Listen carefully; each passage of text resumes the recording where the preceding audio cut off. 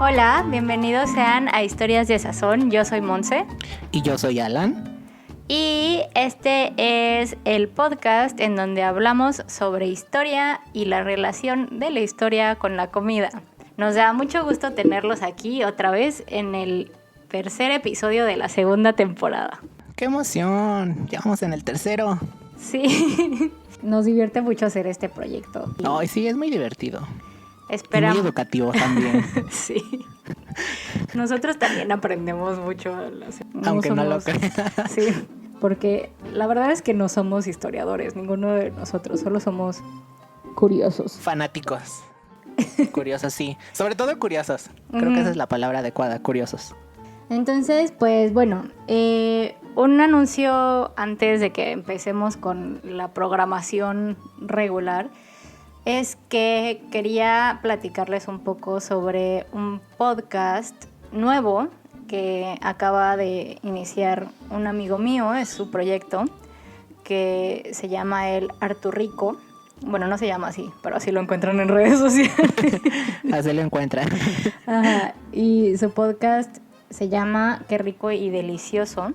Y si les gustan este tipo de podcasts en donde se hablan como de puntos de vista sobre, pues no sé, o sea, como solo cosas en general, se los recomiendo mucho, está muy bueno, muy simpático. Y pues bueno, Arturrico Vayan y denle amor. Sí, vayan y darle amor, porque Arturo es excelente, es muy bueno en lo que hace y su proyecto está muy padre, entonces realmente se los recomiendo, no solo porque sea mi amigo, sino que... Sí, no, porque vale totalmente la pena. Ajá, vale la pena escuchar lo que dice. Y además es chistoso. Muy bien. Muy bien, pues vamos todos a seguirlo, por favor. Sí. Dense el tiempo, es más, pónganle pausa al capítulo y vayan y sigan a Arturrico, por favor. Ajá, en su Instagram, así lo encuentran. En su Instagram. Arturrico. Y denle mucho amor a su podcast también. Pues bueno, Alancito, entonces, ¿qué nos tienes preparado para el día de hoy? Pues el día de hoy lo que traigo preparado es la historia de un pastel que es el favorito de muchos y sobre todo también uno de los más antiguos y es el cheesecake. Seguro te encanta. Wow. Sí, a mí sí me encanta el cheesecake. Sí, así es, ese es uno de los postres favoritos de todo el mundo. Y como te decía, también es de los más antiguos. Porque, bueno, tanto para ti como para mí seguramente como que el primer pensamiento... Eso no lo sabía. Yo tampoco, y te digo, o sea, ahorita vas a ver cuántos años tiene de existir y te vas a sorprender. Porque te decía que mucha gente como que asocia el cheesecake como un postre más bien moderno, que lo asocias mucho, por ejemplo, con Estados Unidos, ¿no? Con Nueva York. Sí. Y pues la verdad es que su historia, pues nada que ver ni en lugar ni en tiempo, ¿no? Porque fíjate que la receta original del cheesecake No me digas. data de aproximadamente 4,000 años atrás de nuestra época. Entonces, imagínate, es milenios de existir de esta receta. Oh, wow. Y es originaria de Grecia, de la pequeña isla de Samos. Pues, sí que me sorprendiste. Sí, verdaderamente yo también. O sea, yo me lo imaginaba, no sé, unos 100 o 200 años de existir, pero pues no, es mucho más viejito. Órale. Y como... Yo ni siquiera 200 años le echaba como 80 máximo. Sí, es realmente como que una concepción muy moderna, pero no, nada que ver. No, mi ciela, no es moderno, es un postrecito más viejito. Y fíjate que... no me lo esperaba. Sí, nada. no, o sea, no. Y al ser de Grecia, lo que pasaba con este platillo es que era originalmente un platillo dedicado para los atletas olímpicos, porque, bueno, al tener tanta cantidad de queso, obviamente es una alta cantidad de proteína y por ende de energía, ¿no? Ajá. Y pues ellos lo que necesitaban era eso, ¿no? Para este alto desempeño en los primeros Juegos Olímpicos. Los Juegos Olímpicos... Es la versión... Ujú. La versión griega del Gatorade. Así es. Sí, yo diría que sí. Para recuperarte, sí. Y bueno, los Juegos Olímpicos, los primeros se celebraron en el año 776 antes de Cristo, pero realmente no es hasta el año 230 antes de Cristo cuando se escribe por primera vez, cuando se plasma en el papel esta receta. Uh-huh. Y quien la escribió fue el escritor griego Ateneo, y él es la persona que la difundió. Originalmente este platillo no tenía ningún nombre rimbombante, ni elegante, ni nada. Era solamente tarta de queso. Y el procedimiento era realmente bastante sencillo, porque lo que hacían es que calentaban el queso en grandes cacerolas de cobre y lo endulzaban con miel. Ajá. También le añadían un poquito de harina de trigo para poder espesarlo. La dejaban que se enfriaba a la temperatura ambiente y posteriormente Ajá. se lo servían a estos atletas. Y eso era todo. Esa era toda la preparación Pues, de esta tarta de queso. No suena nada mal, ¿eh? No se escucha nada mal. Deberíamos un día probar la receta del cheesecake de Ateneo. Sí, yo digo que sí. Hay que ver cómo sale una receta así. Que seguramente saldría muy bien. Estaría bien.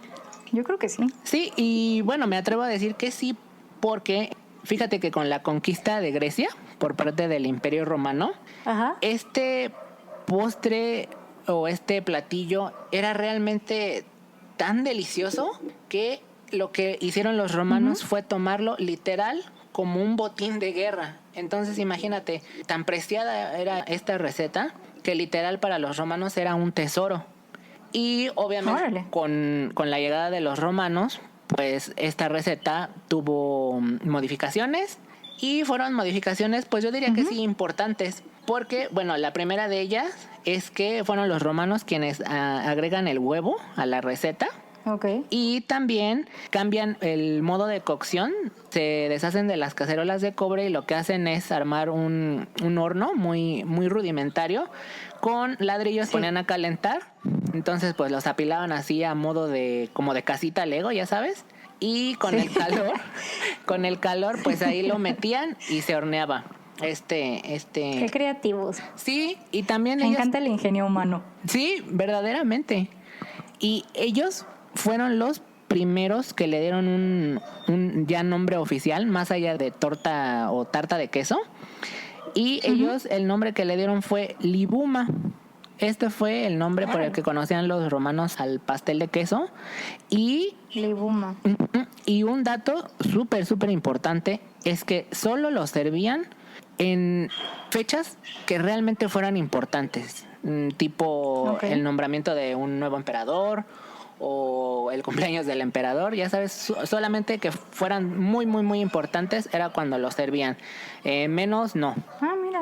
A comparación de, pues como te platicaba, ¿no? De los griegos que cuando el atleta lo necesitaba, pues lo preparaban y... O sea, era de eventos especiales. Muy, muy, muy especiales. No era cualquier nimiedad. No, para nada, ¿eh? No eran así como de, pues hoy se me antoja un libuma y pues lo voy a hacer. Y... es como diría mi papá, que no es cualquier moco de pavo. Exactamente. Amo esa frase. Ya sé. Efectivamente, esa es la mejor forma de describir lo que pensaban los romanos del libuma. Y fíjate que con la expansión del Imperio Romano, pues obviamente esta receta se expandió por toda Europa, y con la llegada a nuevos territorios vuelve a sufrir modificaciones, cambios y todo esto, pues según los gustos, las tradiciones y también los recursos locales, ¿no? El tipo de queso cambiaba, el tipo de endulzante cambiaba. Pues sí, ¿no? Dependiendo de lo que había localmente. Así es, se tropicalizaba, no sé si te acuerdas de ese término. Ajá. Y bueno, pues así pasó muchos años en Europa, cambiando, modificándose y así.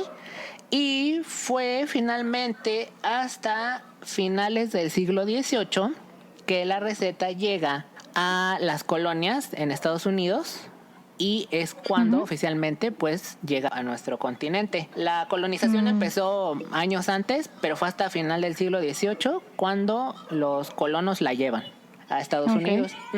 Y cuando se les ocurrió compartir la receta. así es, cuando finalmente se les ocurrió compartir este delicatessen con todo el mundo, ¿no? Y siguieron pasando años y fue finalmente hasta 1872 que realmente ocurre como que el cambio más importante y digamos por el que reconocemos más al cheesecake, porque es a partir de ese entonces que le empiezan a añadir el queso crema. Ok. Y bueno, cabe recalcar que pues para hablar del cheesecake obviamente debemos hablar un poquito del queso crema y su historia, porque es realmente muy, muy curioso porque fue casi sin intención.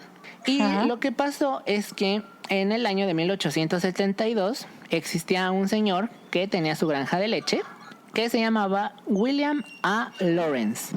Este señor fue el que crea el queso crema y lo crea en Nueva York, en el estado de Nueva York, en Estados Unidos. Y bueno, originalmente su intención no era crear el queso crema, sino que lo que se hacía en esa época, que en las granjas lecheras de Nueva York lo que pretendían hacer era crear una nueva versión, un queso mucho más agradable y más suave para el paladar y que no llevara envejecimiento.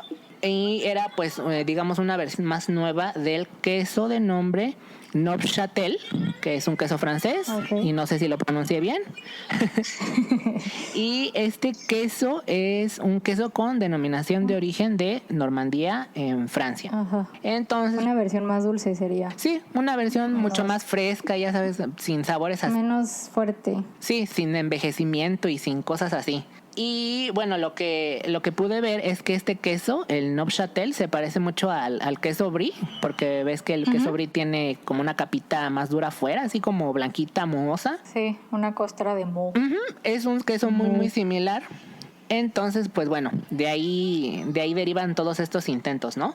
De crear un queso más suave. Y este señor Lawrence, mientras estaba experimentando para esta receta, hizo el descubrimiento gracias a que añadió crema de leche a la receta del queso.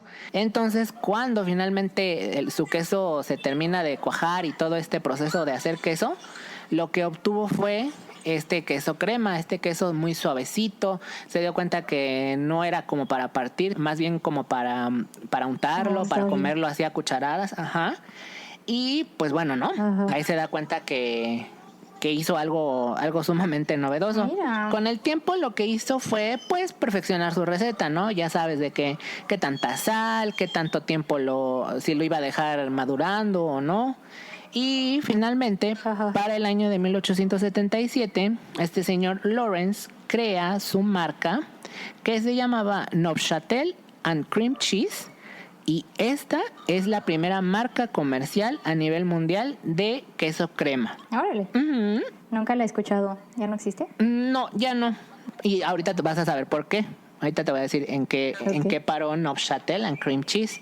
El queso y el señor se hicieron muy famosos. Fueron un éxito en el estado de Nueva York. Y obviamente con el éxito, pues empezó a tener problemas de que su granja pues ya no daba, ¿no? No se daba abasto. No se daba abasto, así es, para la producción que él necesitaba. Y lo que hace que en 1879 se une con otro productor de nombre Samuel Dorland y así Neufchâtel and Cream Cheese pasa a ser Lawrence and Dorland. Así cambió el nombre. Pero ahí no termina la historia de la marca del queso crema. Porque un año después, agobiados de todo este éxito y de toda la producción y la demanda de este queso, pues lo que hacen es que le pasan las riendas de la empresa a otro productor de Nueva York de nombre Alba Reynolds. Ajá. Y este señor es el que toma el control de la empresa y es cuando cambia el nombre al nombre que todos conocemos ya, de Queso Filadelfia. Oh, mira.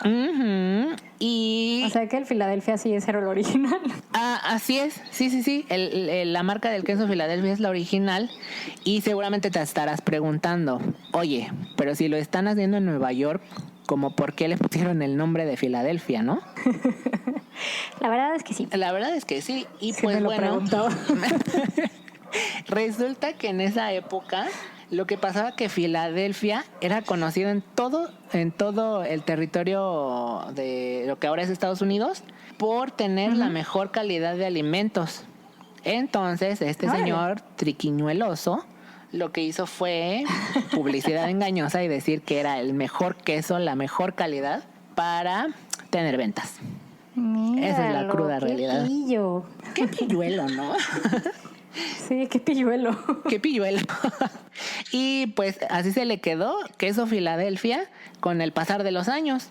Y para 1903, Reynolds finalmente vende los derechos de esta marca, de la marca Filadelfia, a la compañía Phoenix Cheese, también de Nueva York. Oh. Y bueno, se hace cargo de esta marca y finalmente esta marca desaparece en el año de 1928 porque la empresa Kraft Foods la compra, Ajá. la absorbe y esa marca sí ya no suena a todos, ¿no? Que del quesito Filadelfia de Kraft. Pues bueno, esa es la historia de la marca del queso Filadelfia. Con eso sí estaba familiarizada. Fíjate que este dato sí yo no lo sabía como mucho. dos historias en uno. Sí, fueron dos historias, fueron al 2x1.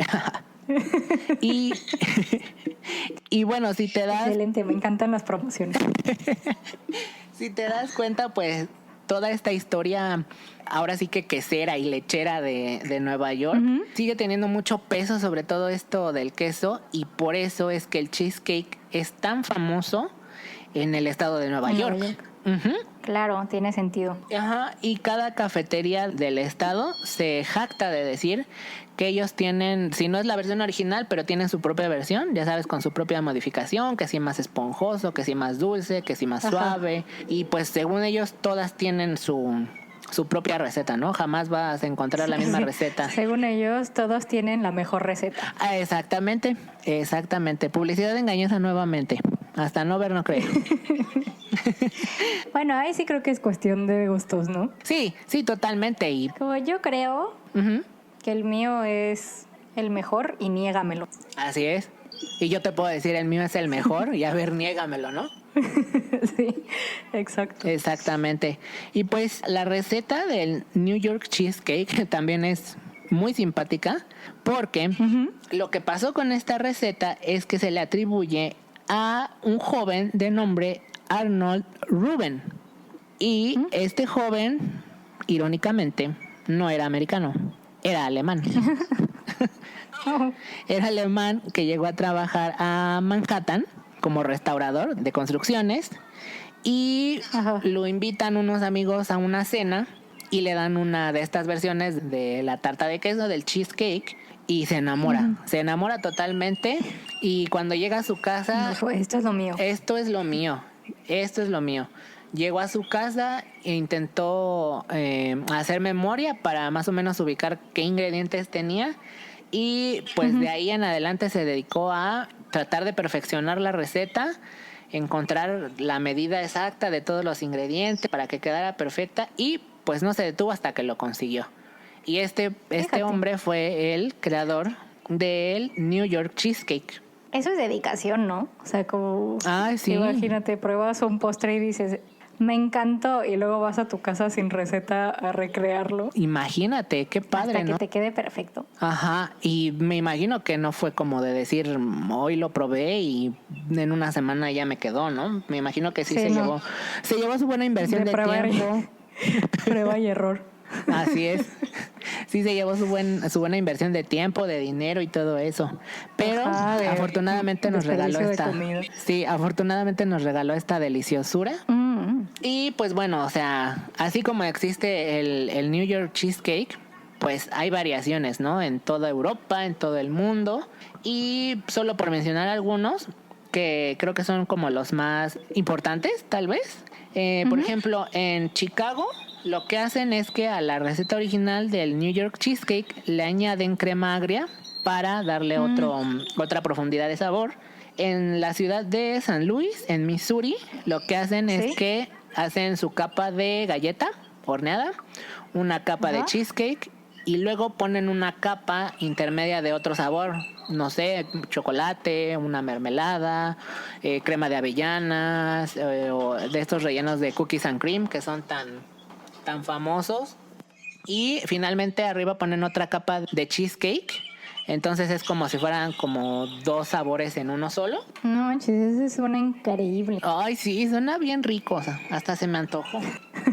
Sí, a mí también. Ajá. En Europa, por ejemplo, tenemos el caso de Italia, que ellos lo que hacen es usar queso mascarpone, queso ricota y lo endulzan con miel. Se parece todavía más a las versiones originales. En Grecia siguen usando el queso feta o un queso de nombre misitra. Ajá. En Alemania utilizan queso cottage y lo que ellos hacen es que no le ponen una capa abajo de galleta horneada, sino que hacen su masa de pie, la hornean y encima hornean lo del cheesecake y pues esa es su variación. Y en Japón, obviamente, la versión tan mainstream Sí. de este pastel de queso súper esponjoso que parece un colchón, que ellos usan fécula de maíz y pues que se hizo viral en todo el mundo, ¿no? Con esto de la pandemia. Y baten las claras, ¿no? Sí.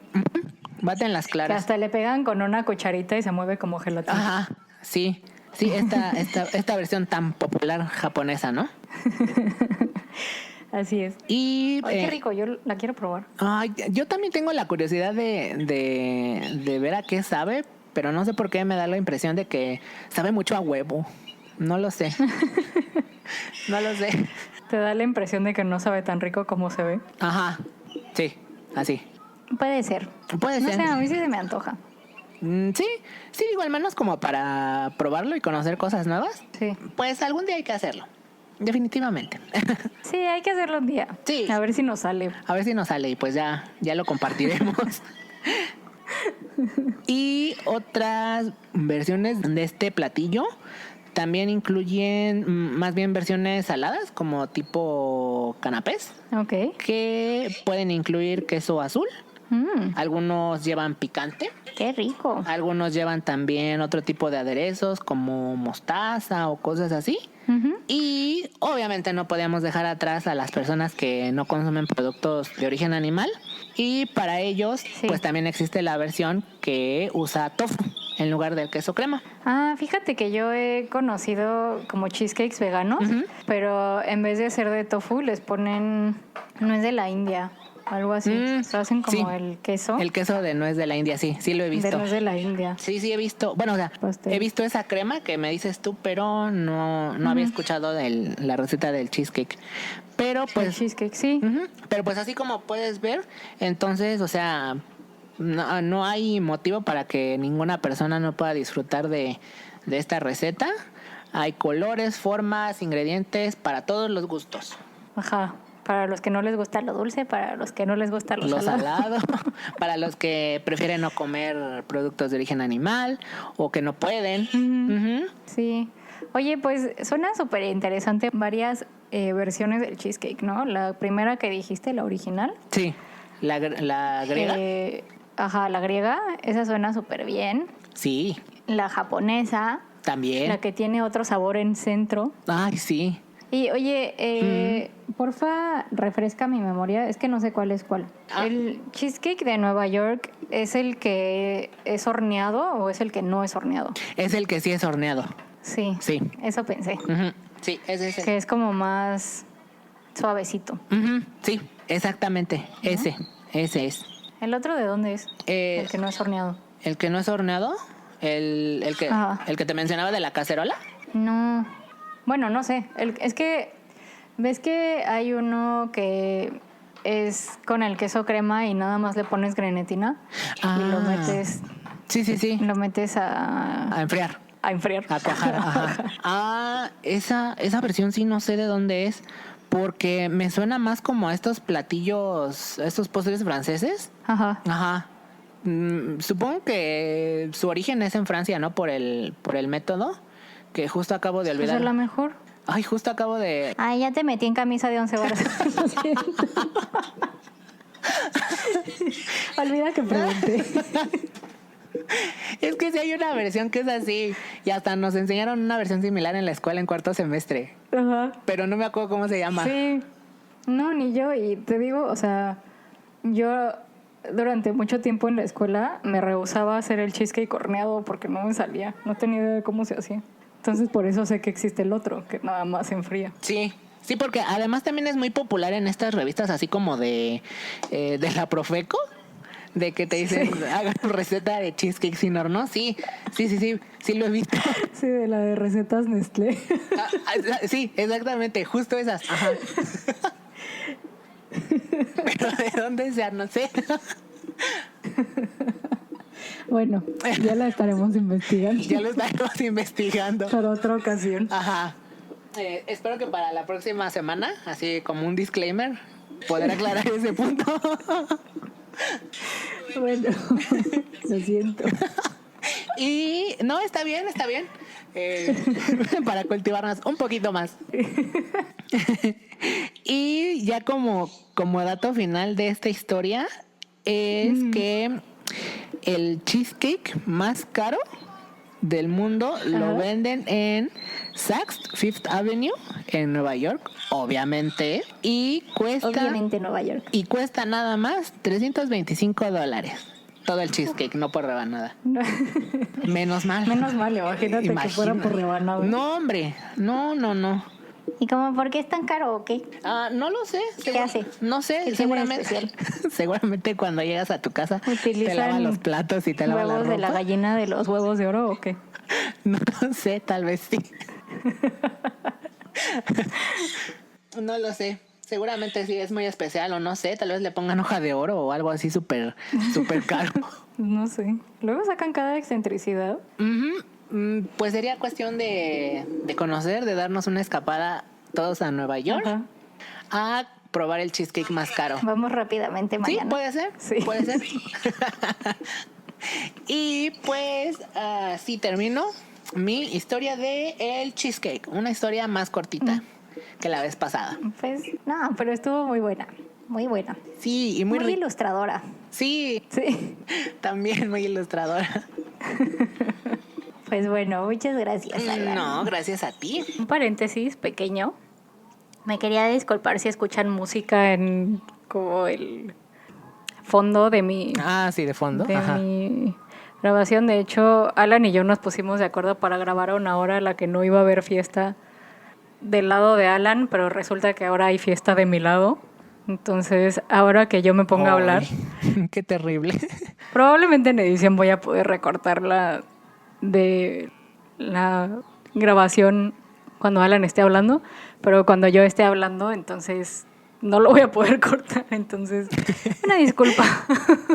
Una disculpa enorme al público. Intentamos evitarlo, pero no lo logramos.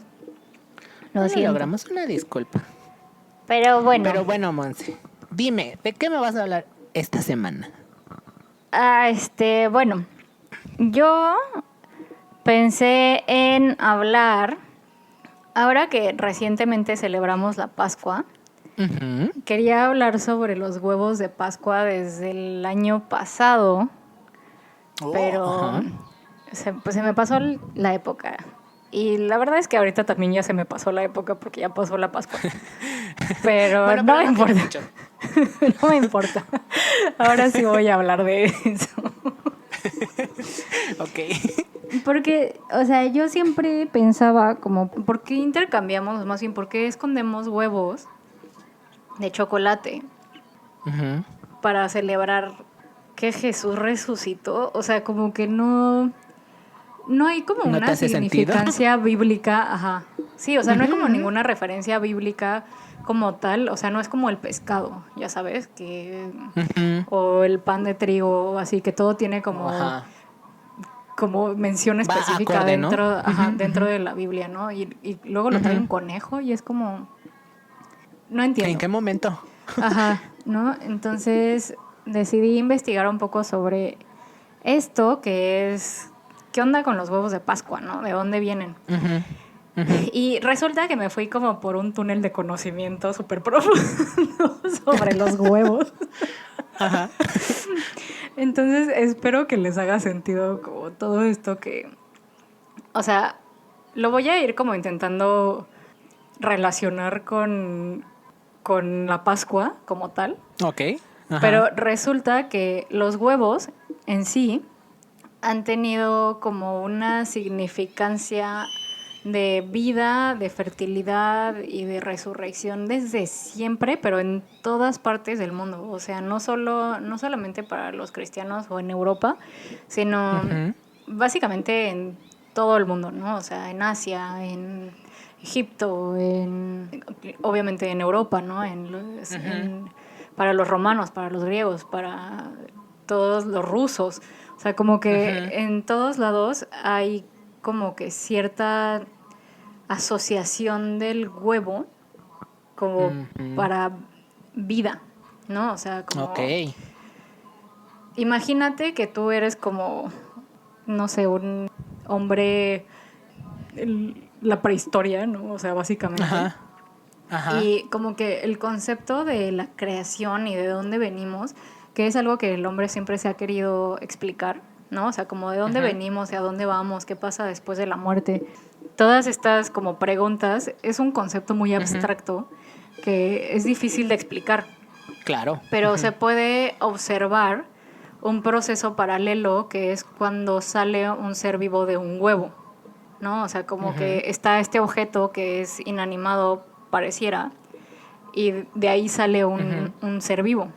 Entonces, como que el hombre desde siempre ha visto, o sea, ha intentado explicar la creación por medio de un huevo, o sea, con el símbolo del huevo. No, o sea, por ejemplo, en Egipto, alrededor de 1580 y 1085 a.C., se hace referencia a varios dioses asociados con la figura del huevo. Ok. Como por ejemplo Thoth, el dios de la luna, que se dice que nació de un huevo y en varias leyendas o mitos, ¿no? O también el dios Ra, que es el dios del sol, brilla desde el cielo en un huevo sobre el horizonte, o sea, el sol, como si fuera un huevo, y ahí está el dios Ra. Qué interesante. ¿No? Similarmente, el dios del sol Brahma de la India, se dice que, o sea, para explicar la creación del mundo en la India, se dice que antes no había nada, ¿no? O sea, existía el nada. Y el nada. Conforme fue pasando el tiempo, se desarrolló un huevo que estuvo incubándose por un periodo de tiempo hasta partirse en dos, ¿no? O sea, se casca el huevo y una parte del cascarón se pinta de dorado y la otra se pinta de plateado. La parte plateada del cascarón se convirtió en la tierra, en la parte dorada del huevo se convirtió en el sol. No, se convirtió en el cielo, perdón. Y lo que sale del huevo es Brahma, o sea, el dios del sol, ¿no? Que brilla en el cielo.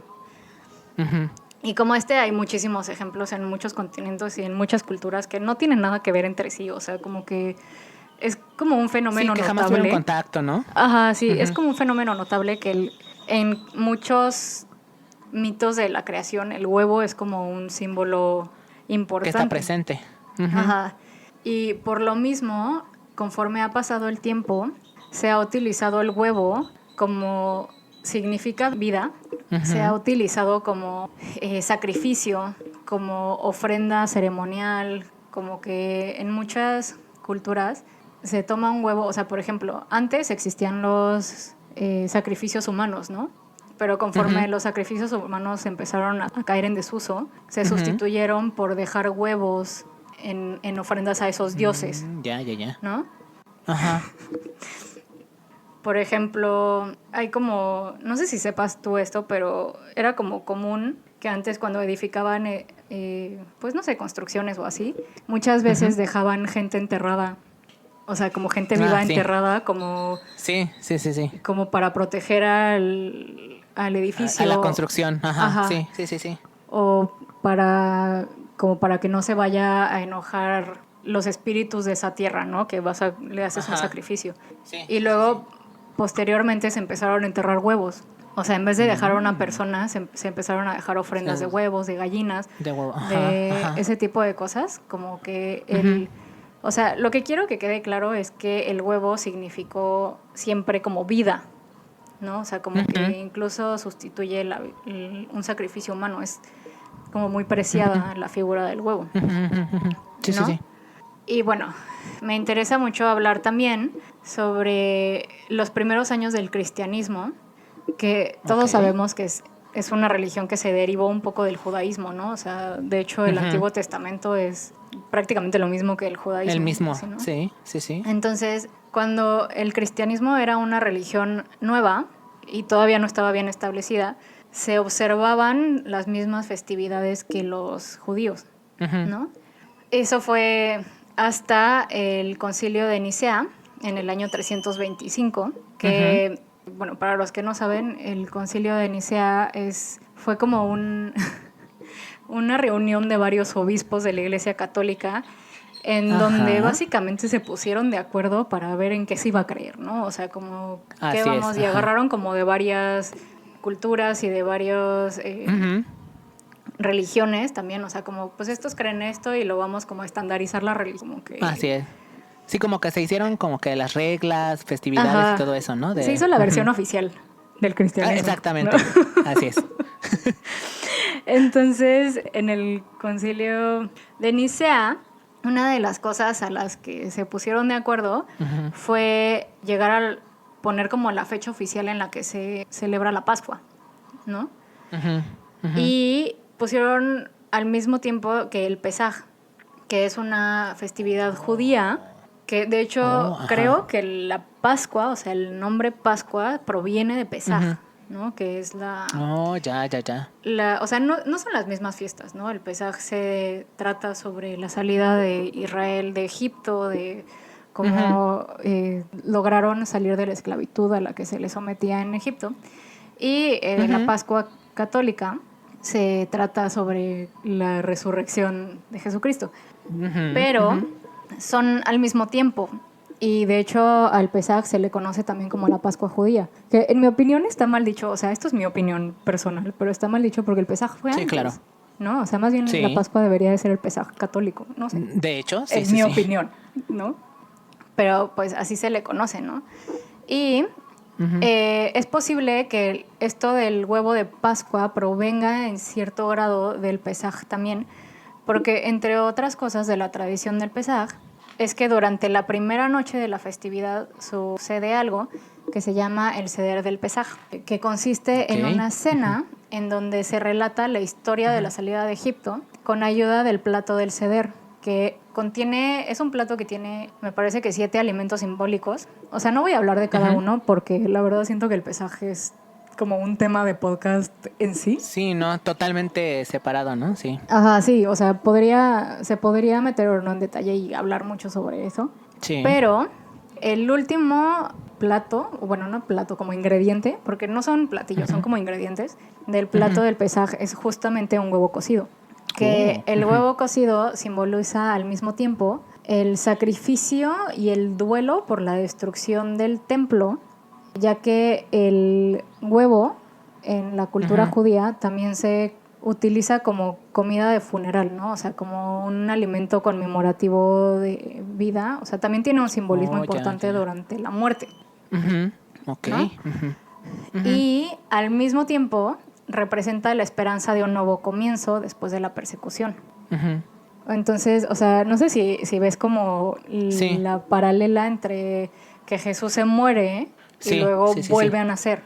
Sí. ¿No? O sea, como que un poco siento yo que proviene de ahí, en parte, porque no completamente, ¿no? Pero bueno, regresando un poco a lo de la comida del funeral, porque esto también me pareció un poco importante de recalcar, es que los huevos también han sido un platillo de duelo a lo largo de la historia. O sea, otra vez remóntate para siempre. Ajá. Y en la historia de muchos países y muchas culturas, además de los judíos, ¿no? En Rusia, en Bulgaria, en Ucrania, en Bosnia y entre muchos otros lugares, hay tradiciones para honrar y recordar a los muertos que tienen como platillo principal huevos duros, ¿no? O sea, Ok. algunos los dejan en las tumbas, otros los comen en los funerales, otros dejan huevos en donde se murió la persona. O sea, hay como mucha tradición alrededor del huevo duro. Sí. O bueno, del huevo en general. Sí, ¿no? hay mucho simbolismo, ¿no? Ajá, hay mucho simbolismo alrededor del huevo, pero desde siempre. Ujú. Y se cree que muchas de estas tradiciones provienen desde la época de los griegos antiguos, en donde durante los funerales hacían un festín anual adentro de las tumbas, o sea, adentro de las... ¿Cómo se llamaban estos? O sea, no es exactamente en donde está enterrado, sino que era como una cueva y el sepulcro. Sí, ajá.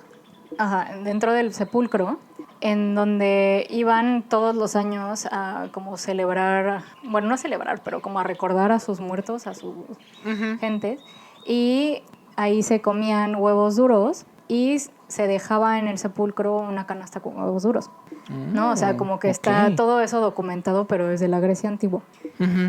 Y otra vez, o sea, tú podrías decir, bueno, pues de ahí salió, pero no realmente, porque otra vez, igual que los mitos de la creación, está por todo el mundo esto de comer huevo duro durante los funerales. O sea, Nueva Zelanda, la India, el Tíbet, China, Suiza, Alemania y muchos otros países, todos tienen tradiciones de entierro que tienen que ver con huevo.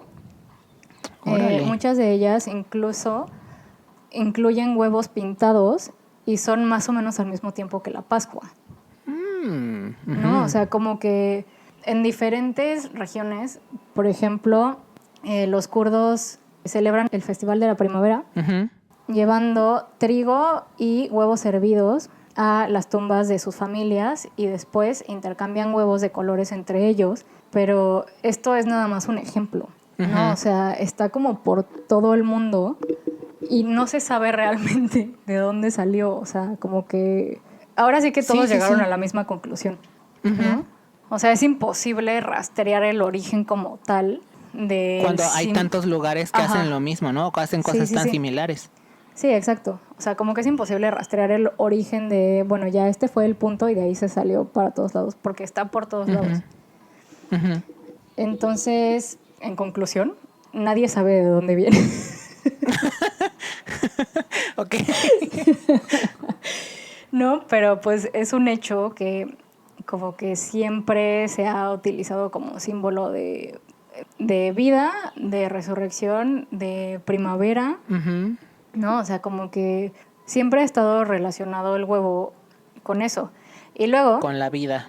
Ajá. Y ya como para concluir y regresando un poco al catolicismo, ¿no? Que es el huevo de Pascua, como tal que nosotros conocemos.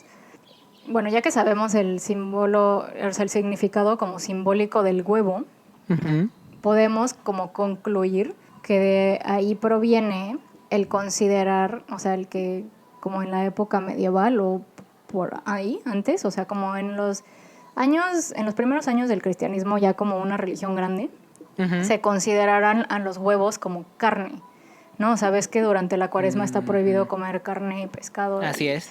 Entre otras cosas, ¿no? O sea, antes había muchísimas más prohibiciones que ahorita. Ahorita solamente perdura la de no comer carnes rojas los viernes. ¿No? Pero antes eran mucho más estrictos con todo lo que prohibían. Y el huevo eso no lo sabía. Sí, el huevo era como uno de los alimentos considerados carne que estaban prohibidos durante toda la Cuaresma. La época de la Cuaresma. Ajá, la época de la Cuaresma, ¿no? Y se puede como considerar que es como la muerte, ¿no? O sea, como el huevo simboliza vida, no hay huevo, entonces es como la muerte de Jesucristo. Y pues, o sea, no podían comer huevo, pero las gallinas seguían poniendo huevos, ¿no?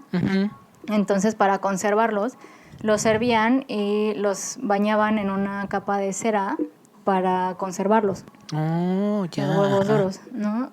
Y al fin de la Cuaresma, en el domingo de resurrección, se acostumbraba a regalar los huevos afuera de la iglesia, ¿no? O sea, como para celebrar que ya renació Jesucristo, o sea, con el huevo, que estaba cubierto con cera, ¿no? De colores. Ok. Y pues bueno, con el tiempo se fue cambiando lo de la cera por pintar los huevos de colores con pintura o con tintes naturales, tipo cebolla, ese tipo de cosas, o con pintura real.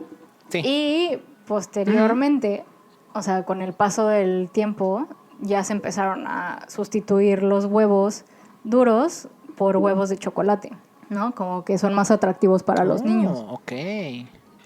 Pero eso es Sí, solamente claro. en algunos países, o sea, por ejemplo, en América Latina, en México, en Estados Unidos, también están sustituidos los huevos duros por huevos de plástico rellenos de dulces. O sea, como que cada lugar tiene como su propia versión, pero todavía en Europa muchas tradiciones siguen incluyendo el huevo duro.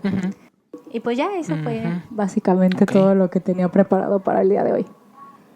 Ok, pues fíjate que estuvo muy interesante. Jamás había notado todo el simbolismo que hay alrededor del huevo. No sabía el alcance. Sí, no, ni yo. O sea, te digo, como que estaba leyendo y era como, wow, esto es muy interesante. Pero te digo que me sentía como el meme de la teoría de conspiración. Que era como también en Asia y también en Europa. No, o sea, como que en muchísimas partes del mundo, desde siempre se ha considerado el huevo como pues este símbolo de vida.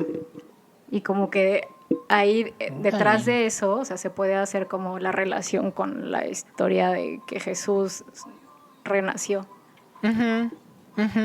Sí, y así claro que ya tiene todo el sentido. Sí, o sea, ya del que mundo. sabes como la historia detrás y el razonamiento, ya dices como de, pues con razón, ¿no? O sea, como que todavía no acabé de entender por qué lo trae un conejo. O sea, leí como varias explicaciones, que una es que la liebre es igual un símbolo de fertilidad y como que o sea, de fertilidad y de primavera, ¿no? Sobre todo, o sea, como que cuando sale la primavera salen las liebres. Y entonces por eso las liebres, o que las liebres era como la encarnación de la diosa quién sabe quién, y por eso traía como la primavera o no sé qué.